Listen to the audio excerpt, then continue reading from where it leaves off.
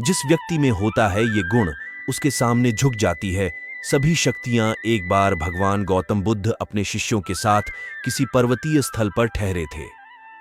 शाम के समय वह अपने एक शिष्य के साथ भ्रमण के लिए निकले। दोनों प्रकृति के मोहक दृश्य का आनंद ले रहे थे। विशाल और मजबूत चट्टान को देख शिष्य के भीतर उत्सुकता जगी।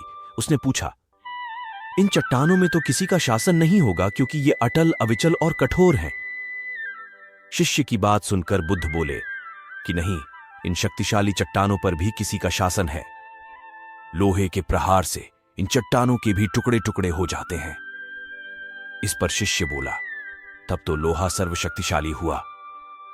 बुद्ध मुस्कुराए और बोले, नहीं, अग्नि अपने ताप से लोहे का रूप परिवर्तित कर सकती है।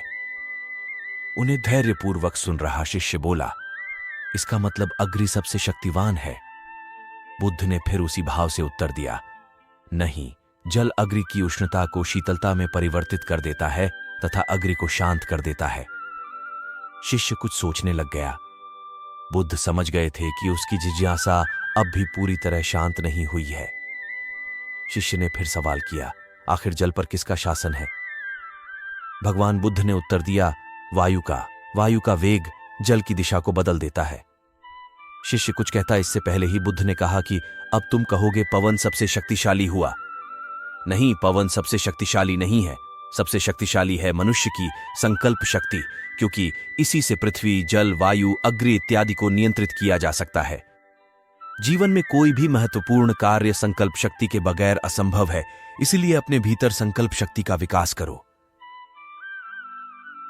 धन्यवाद। फिर मिलेंगे अगले वीडियो।